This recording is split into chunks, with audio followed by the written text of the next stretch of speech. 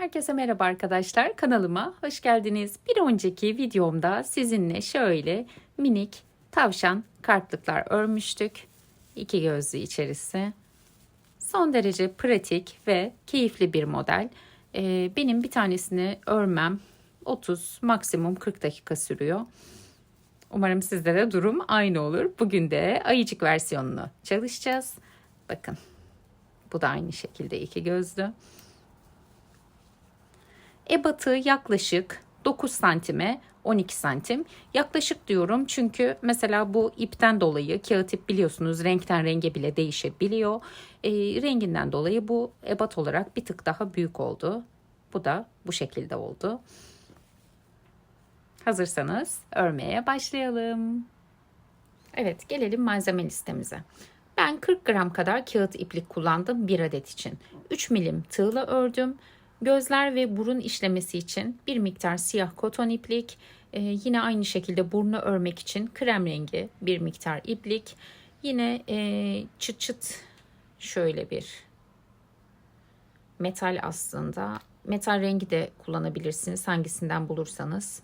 Siyah da olabilir. Ben buna siyah yakıştırdığım için siyah kullandım. 2 tane ilmek belirleyici, birleştirme aşamasında çok ihtiyacımız olacak. Onun dışında dikmek için bir kalın iğne kullandım. Gözlerle burnu dikmek için, çıt çıtı dikmek için biraz daha ince iğne ve iple ihtiyacınız olacak. Giriş yerleri ince olduğu için. Çıt çıt şart mı derseniz, şunu da çıt çıt kullanmadım mesela. Bakın zaten yine kapanıyor kapak. Yani ben yine güvenlik açısından bir tanesini çıt çıtlı yapıp size göstermek istedim. Hadi bakalım başlayalım. İpliğimi aldım ve 22 zincir çekerek başlıyorum.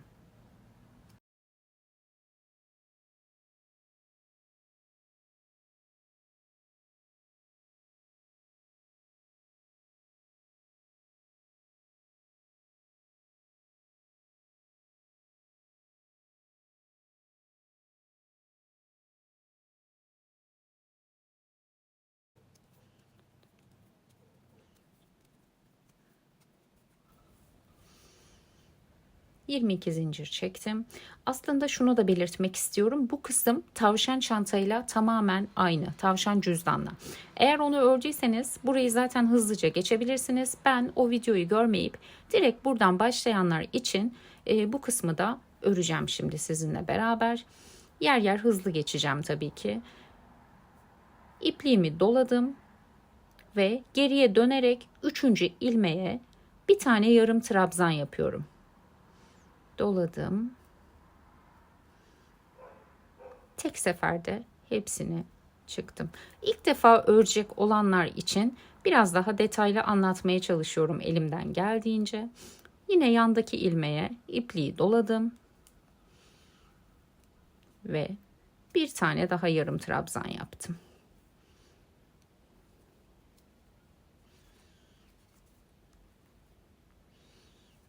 Aynı şekilde devam ediyoruz.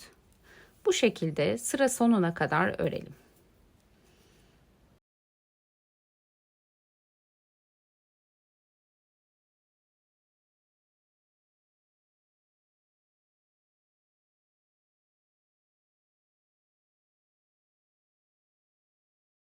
Son zincirleri doldururken şu başlangıç ipliğimi de aşağıdan yürüterek saklıyorum ben. Bilmeyenler için fikir olsun. Daha sağlam oluyor. Tamamen bunun üzerine örerek ipliği keseceğiz.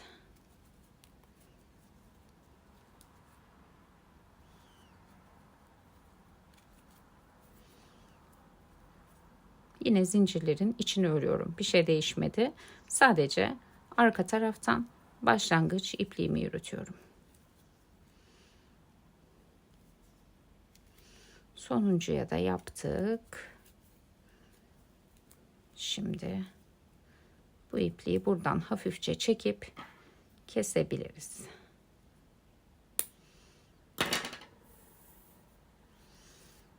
Evet, ilk turum bitti. 2 tane zincir çektim. ve geri döndüm. Başlangıç zincirini yarım trabzan olarak saymıyoruz. O yüzden yine ipliğimi doladım ve onun dibinde, bakın şurada az önce yaptığımız son trabzanın tepesine batıyoruz.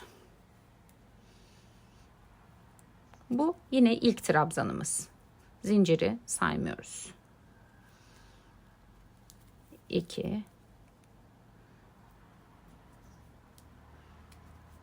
3 Aynı şekilde sıra sonuna kadar her ilmeğe bir tane yarım trabzan örelim.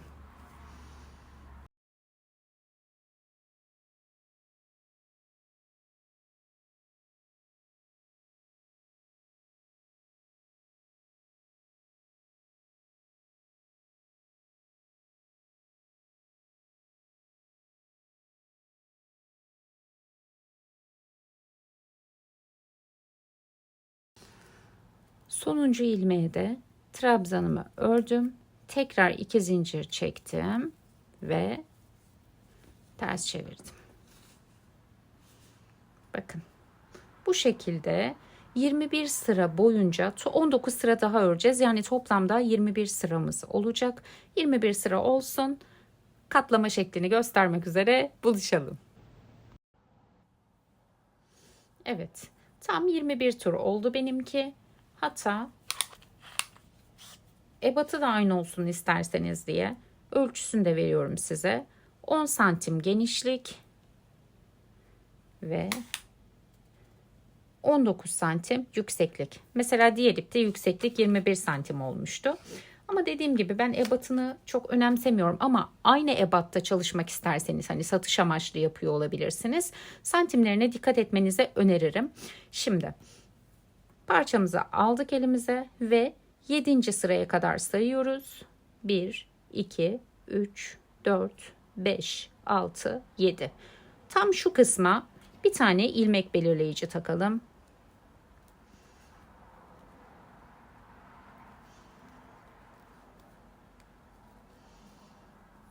Yine aynı şekilde bunun üzerinden 7 daha sayalım.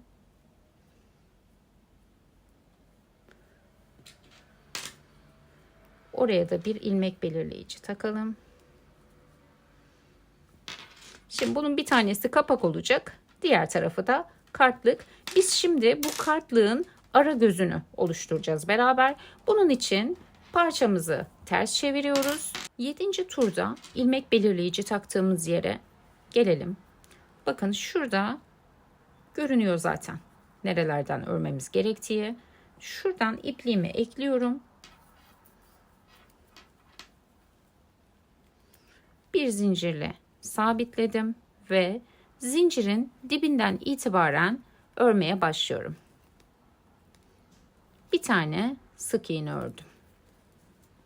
Yine aynı şekilde başlangıç ipliğinizi yürüttükten sonra kesebilirsiniz.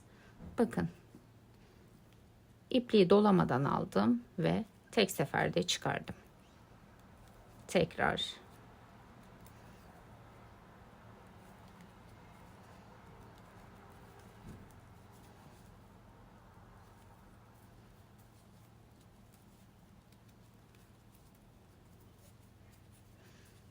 Şöyle yakından da göstereyim. Bakın şuradaki ilmekler.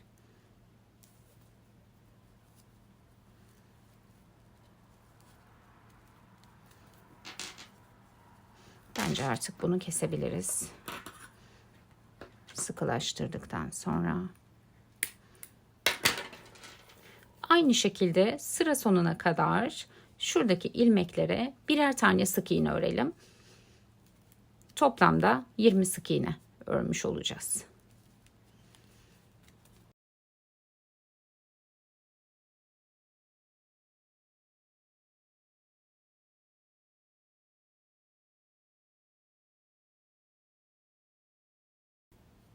Son sık iğnemi de ördüm ve bir tane zincir çektim. Geri dönüyorum. Bu sefer de bu şekilde her ilmeğin içine bir tane sık iğne öreceğim. Yine zinciri saymadan dibindeki ilmekten itibaren başlıyorum örmeye Her ilmeğin içine bir tane sık iğne.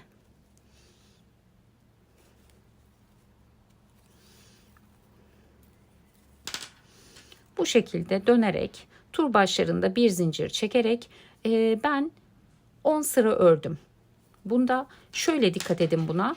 Yine son sırada göstereceğim size. Şuraya geçmemesi gerekiyor arkadaşlar. Bu ilmek belirleyiciyi takma sebebimiz bu. Burası katlama noktamız. Şuraya kadar gelse yeterli bizim için. Benim bir öncekinde 10 sıra olmuştu. Bakalım bunda kaç sıra olacak? Örüp tekrar buluşalım. Evet, ben 10. turu ördüm yine. İpliğimi kesmeden önce şöyle bir denememi yapıyorum. Bakın. Şurayı da kapatalım hatta. Böyle göstereyim size şu yandan. Şu kadar bir boşluk bırakıyorum arada. Buraya kadar geldiğinizde ipliğinizi kesebilirsiniz.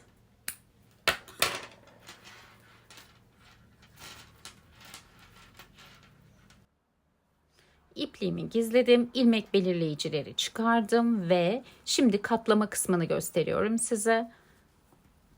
Ördüğümüz parça buydu zaten. Şu şekilde katlayalım. Kapak içinde 7 sıra ayırıyoruz. Yani yukarıdan aşağıya sayalım. 1, 2, 3, 4, 5, 6, 7. Bakın şurasıyla birleştireceğiz şu kısmı. Hemen ilmek belirleyicimi yeniden takıyorum buraya. İğne de kullanabilirsiniz. Kağıt ipte ben zorlandım açıkçası iğnede.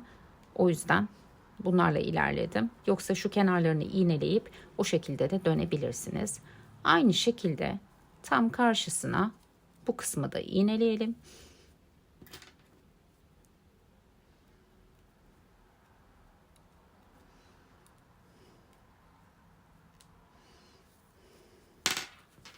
Şimdi eşit olmasına özen gösterin. 1, 2, 3, 4, 5, 6, 7. Bakın şurada 7 sıra bıraktım. Şuradan birleştiriyorum. Kapattığımız zaman da şöyle bir görüntü olacak.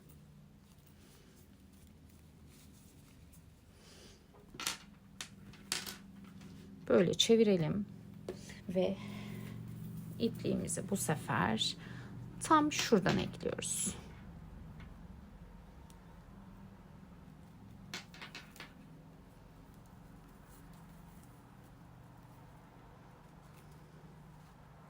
Bir tane zincir çektim yine. Dibinden itibaren yine başlangıç ipliğimi yürüterek 20 tane sık iğne öreceğim.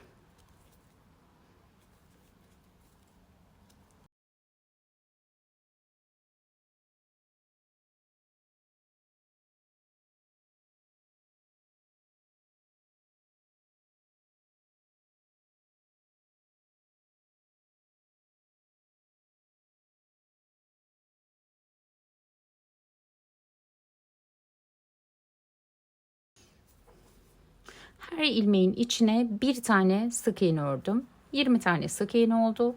20. sık iğneyi yaptığım yere bir tane daha sık iğne örüyorum. Dönüş kısmı olduğu için. Dönüşlerde 2 tane sık iğne örün. Daha muntazam bir görüntü oluyor. İkinci sık iğneyi de yaptıktan sonra artık şu kısmı örmeye başlıyoruz. Bakın bir tane şu trabzanın arasına ördüm ben. Yine şu ipliği de yürüttükten sonra öyle keseceğim. Daha temiz bir görüntü oluyor. Bir tane oraya, bir tane de şu trabzanların arasına. Yine aynı şekilde bir tane şu noktaya, bir tane arasına.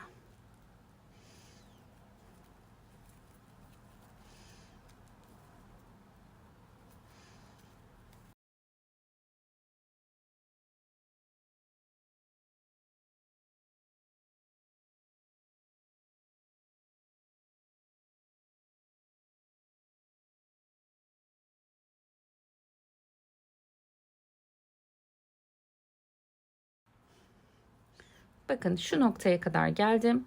Bu arada ilmek belirleyicim koptu. Ama tamir edeceğim. Sıkıntı değil. Şurayı yaptım. Tam ilmek belirleyiciyi taktım. Şuradaki ilmekle. Hatta artık çıkaracağım bunu size rahat gösterebilmek için. Şuradaki çubukla şu ara parçayı almıyorum henüz. Diğer parçanın, bakın şu açıdan da göstereyim, şuraya. İkisine beraber aldım ve bir sık iğne yaptım. Yani elde etmek istediğim görüntü şu. İçten bakınca, dıştan da bu şekilde. Sadece ilk sık iğneyi bu şekilde yaptım. Bundan sonrakilerde şu 3 parçayı tığıma alarak sık iğne öreceğim. Böylece birleştirmiş olacağız.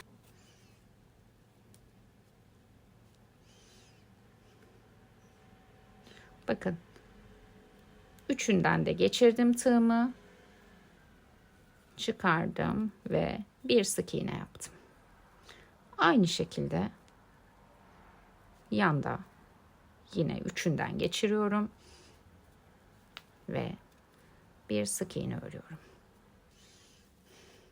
Köşeye gelene kadar bu şekilde üçünü beraber alıp örelim. Şurada tekrar buluşalım. Evet, şurada sonuncuyu yaptım ve şuraya bakın. Şöyle kapattığımızda şuradan örmeye devam edeceğiz. İlkine batıyorum ben tığıma ve 2 tane sık iğne örüyorum yine köşe olduğu için. Şimdi döndüm. Bakın şuradaki çift çift ilmekleri görüyorsunuz değil mi? Onların arasına batıyorum.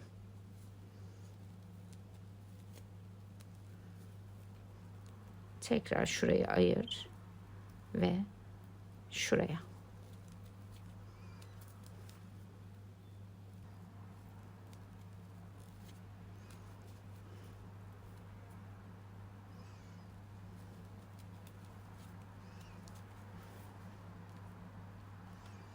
Bakın tam şu nokta.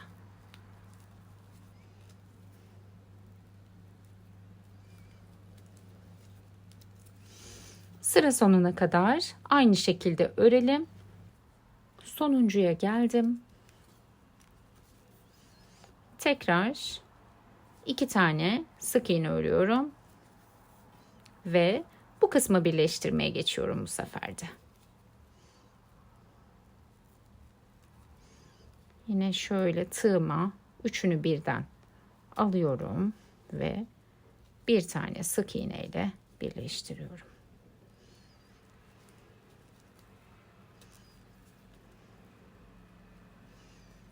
Ben her sık iğneden sonra biraz da sıkıyorum.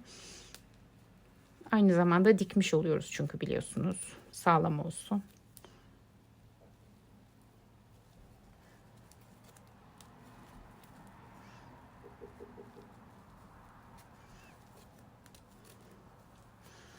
Bakın şu şekilde bir görüntü oluyor. Aynı şekilde devam ediyoruz.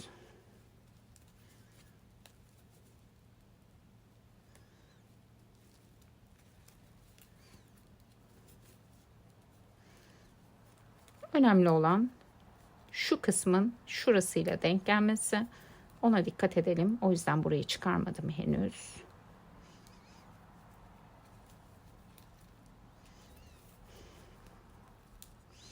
Son bir tane daha üçlü alıp ikisini birleştireceğim artık.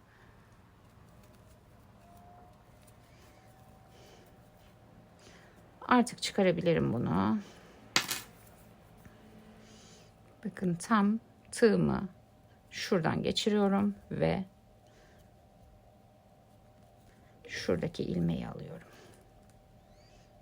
Bu defa ikili aldım ve ikisini birleştirmiş oldum. Bakın aynı yerdeler.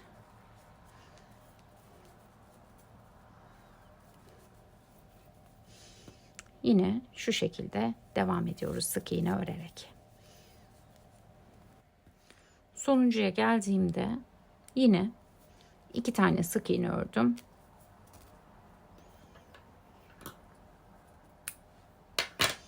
Ve ipliğimi kestim. Şimdi ilk yaptığımız ilmekle birleştireceğiz. İlk yaptığımız sık iğneyle birleştireceğiz. İğnemi geçirdim.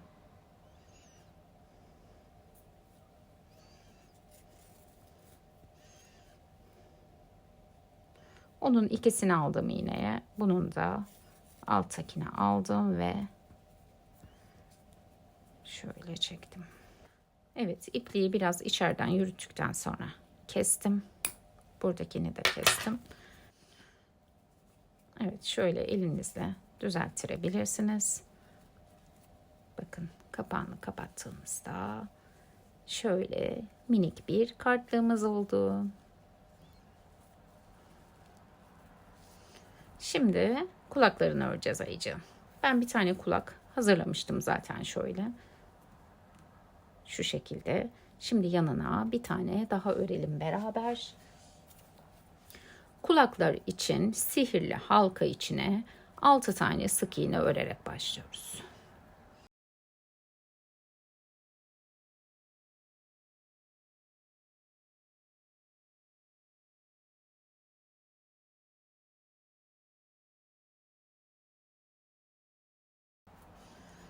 Altıncı sık iğnemi ördüm. Halkayı sıktım ve ikinci turda her ilmeğin içine 2 tane sık iğne örüyoruz.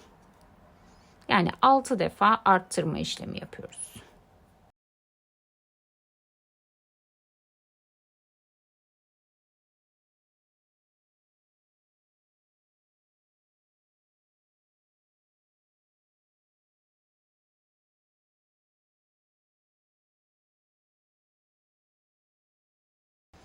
Sonuncu arttırmamı da yaptım ve artık elimde 12 tane ilmek var.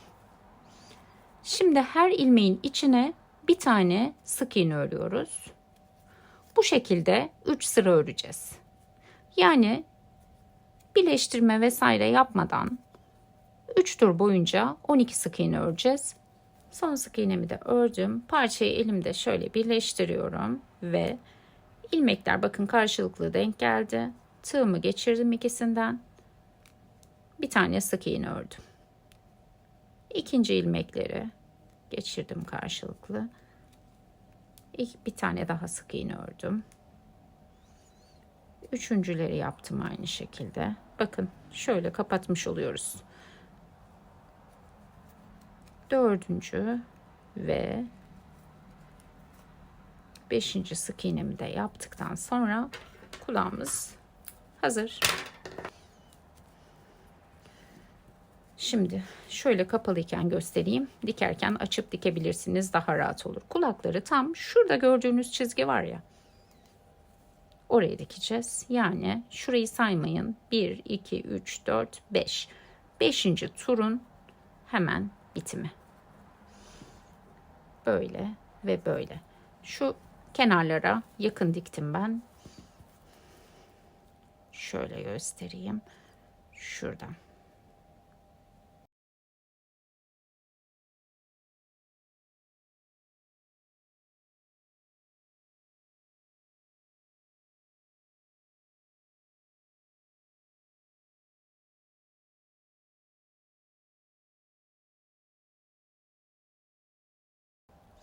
Bakın zaten şurada bir ilmek var ve kulaktaki ilmeği geçiriyorsunuz.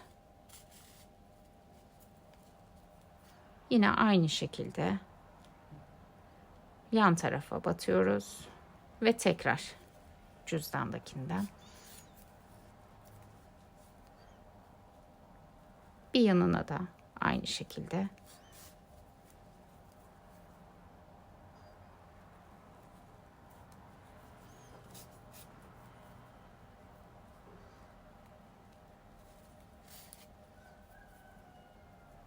artık arka tarafa geçebiliriz.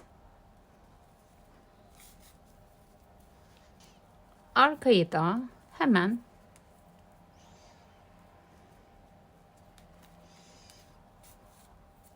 bakın şuradan hem sağlamlaştırmak adına hem de daha güzel görünüyor bence. Şuralara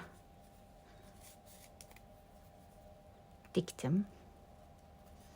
Yatay şekilde kulaktan alıyorum ve yine yatay şekilde şu çantadan, cüzdandan alıyorum.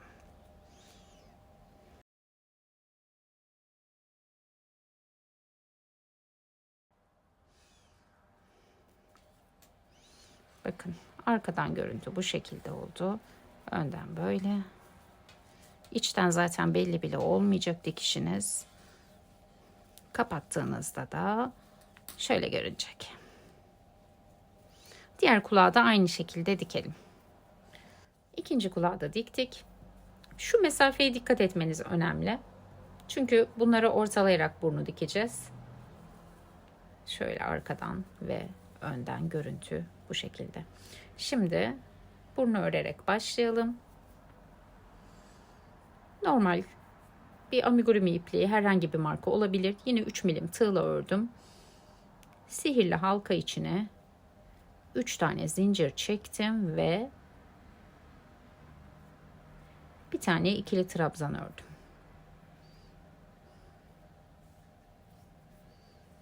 Tekrar ipliğimi doladım ve 2 seferde çıkardım. 12 tane ikili trabzan örüyoruz toplamda.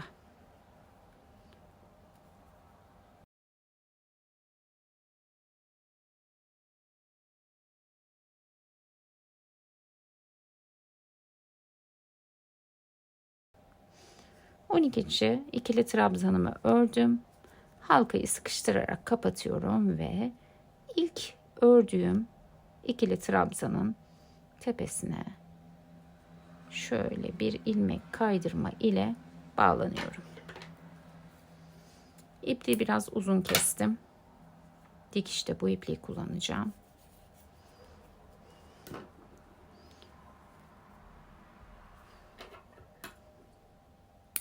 Başlangıç ipliğimi de kestim. Şimdi siyah iplik ve iğne ile burnun üzerini işliyoruz. Evet, ipliğimin ucuna düğümümü attım ve tam şu orta kısımdan çıkardım.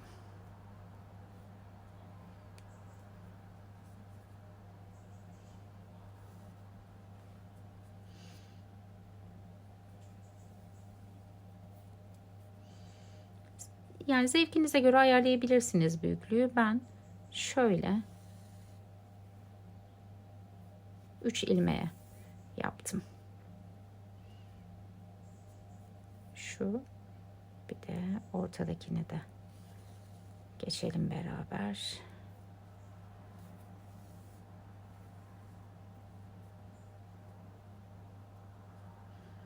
Evet, şimdi ister böyle bırakabilirsiniz, isterseniz benim gibi doldurabilirsiniz içlerine. Aynı şekilde dolduruyorum. Evet, işlemimi tamamladım ben. Dikiş aşamasına geçiyorum. Bunu göstereceğim size çünkü önemli bir nokta bence. Şu alt kısımdan görünmemesi için. Burnu iki kulağın arasına şu şekilde yerleştirdim.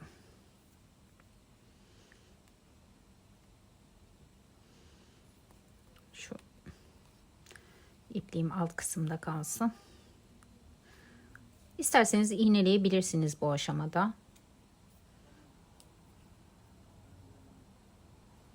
Bakın şurada ilmeğin üstte kalan kısmına geçirdim sadece iğnemi. Burundaki ilmekten aldım. Tekrar burundan geri dönüyorum ve cüzdandaki ilmeğin yine üst kısmından alıyorum sadece. Ben tüm örgülerimde bu dikiş tekniğini kullanıyorum. Çok daha muntazam oluyor. Yine sadece üstten aldım ve sıradaki ilmekten geri döndüm.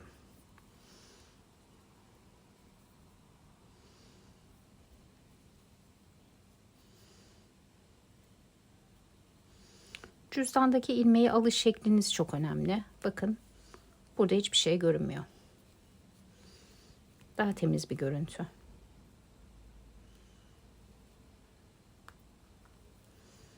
Yine bir kontrol edelim.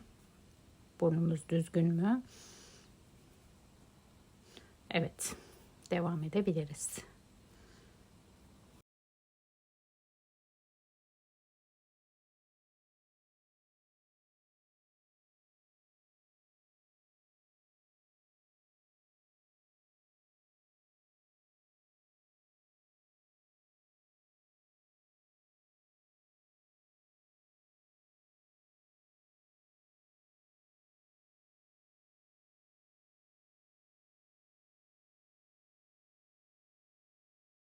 Evet, son ilmekleri de diktikten sonra ipliğimizi sağlamlaştırıp keseceğiz. Yine arka tarafı hiç gitmiyoruz.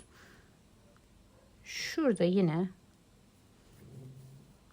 burnun altına doğru girip üst ilmeklerden alarak düğümümü attım ve yine üstteki ilmeklerden şöyle yürütüp şurada herhangi bir yerden çıkıp ipliğinizi kesebilirsiniz.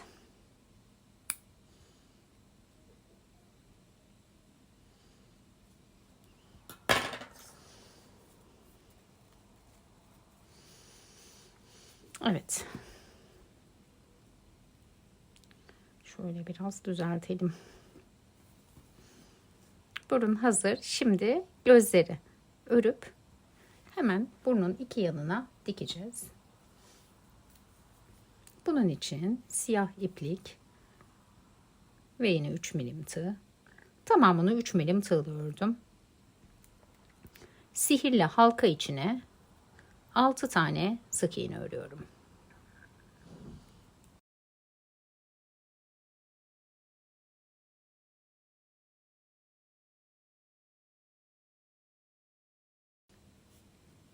Halkayı sıkıştırıp kapatalım. Ve ilk sık iğnenin tepesine bir ilmek kaydırmayla bağlanalım.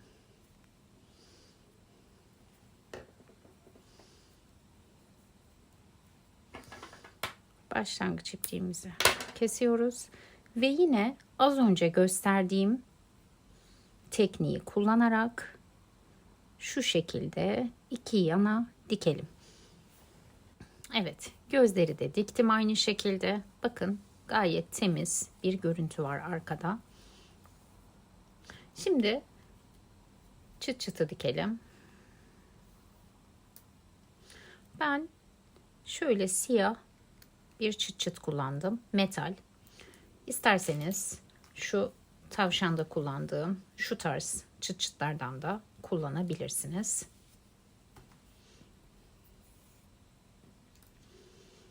Burnun tam arkasına denk gelecek şekilde şu parçayı dikiyorum.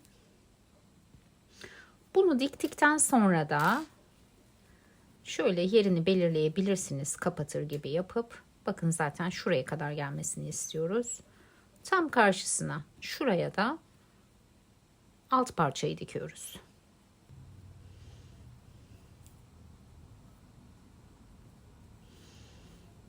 İpliğimi sabitledikten sonra zaten şurada bakın delikleri belli. Tekrar yerini kontrol ediyorum ve şöyle hafiften bir döndürmem gerekiyor. Dikmeye başlıyorum.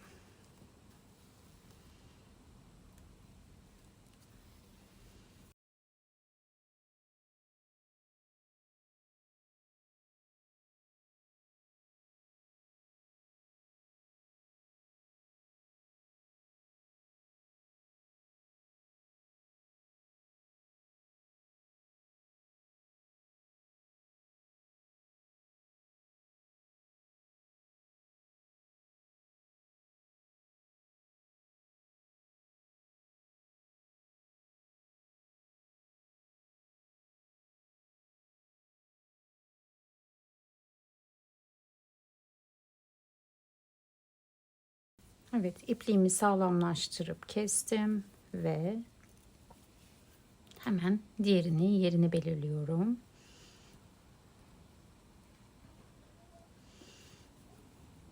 Evet. Bu parçayı da tam olarak şuraya dikebilirsiniz. Evet, alt kısmı da diktim ben ve cüzdanım hazır. Kulaklarla yanakları renklendirdim o arada. Bunun için normal bir makyaj allığı kullanıyorum ben. Şöyle 4 tonlu, istediğiniz renklerde yapabilirsiniz veya sade de bırakabilirsiniz.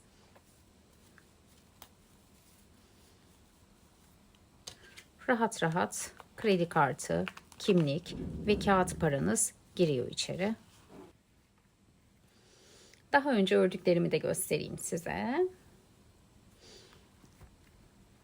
Bakın, elinizin sıkılığına göre o anki veya ördüğünüz ipliğe göre ebatlarda ufak tefek farklılıklar olabiliyor. Ama en küçüğüne bile gördüğünüz gibi kart ve kimlik çok rahat bir şekilde giriyor.